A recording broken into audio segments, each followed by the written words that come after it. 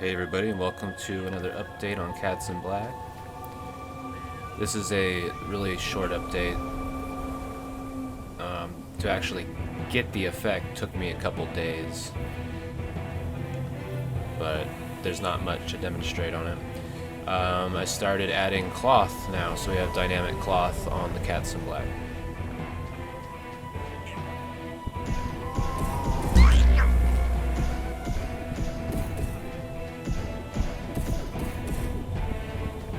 And it looks really cool when he dodges.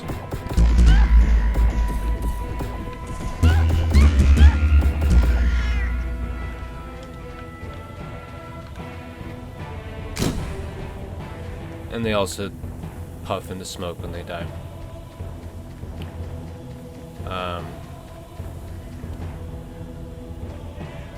Now, I have Cats in Black. They will spawn out of that portal there after there are less than 10 on the screen. Then they will start coming out of that portal. But you can already see it on that guy over there running. See how his jacket kind of follows behind him as he's running.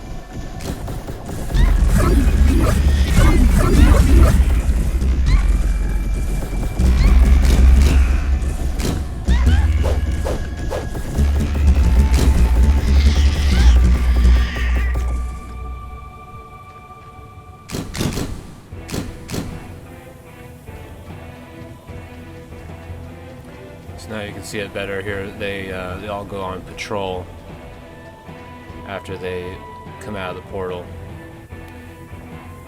And you see the way they... Uh-oh, saw me again.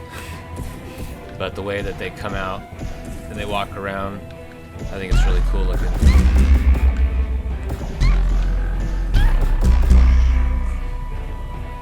Kind of gave me an idea for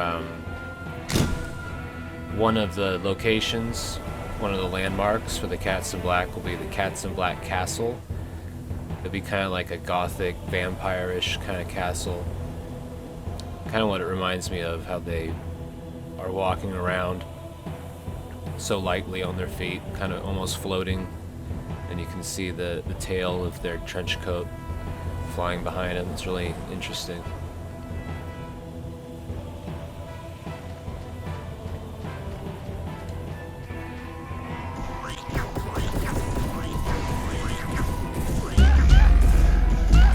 You can see I have their ties.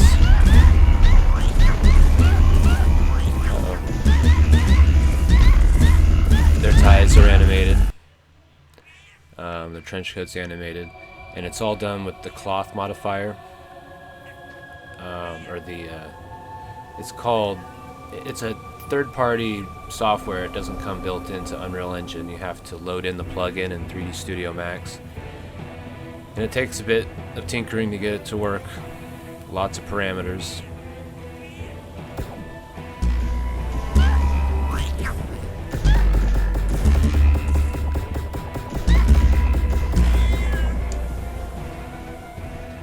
So what I'm going to do is apply the same technique to the fur. So I'm going to use polygonal fur. I was going to use the hair, what's it called, Neo hair. But it's just way too taxing on resources. It really doesn't look that great for what I want. And it just slows everything down. Not to mention the company just sold out, so now it's not even supported. They're not gonna work on it anymore. So it's kind of the dead product. Unfortunate, that happens a lot with good software. So I'm just going to use polygons instead with alpha maps to give the illusion of hair, which is what they do in video games anyway.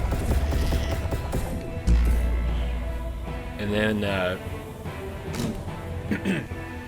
take all those polygons, combine them as one mesh on the head, and then turn it into cloth and use the cloth effect for the hair to get the hair to bounce around on the character. And I think that will look cool. And as you can see, I put a fog effect on, so if you look around, the distance has a nice little fall off fog. And I'm gonna have the time of day change, but not like in a timeline kind of way. It's gonna be based on the location. So when you're in the desert, it'll transition to daytime, and when you leave the desert and you go into like the dark forest where you come across Cats in Black Castle, it'll turn into twilight and that kind of thing. So I don't really have a playable level yet. I think at this point, see, it's April 19th. I started working on this game at the beginning of the year. So a solid 4 months in development. And this is, excuse me, this is what I got so far. I got all the basic features implemented. Cats in Black. Got some cloth in there. Explosions. Gotta have explosions.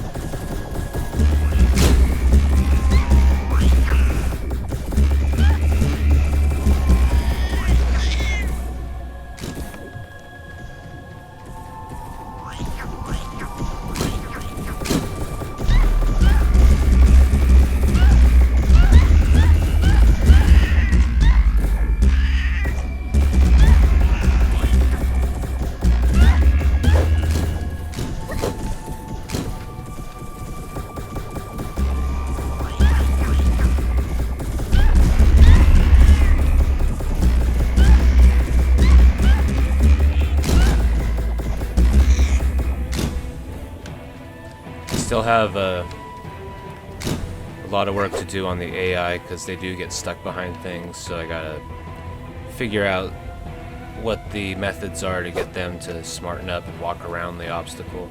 They do, for the most part, basic built-in AI, but sometimes they get stuck. You might have to program it so if they get stuck for too long that they'll just teleport out of it and continue to come toward the player.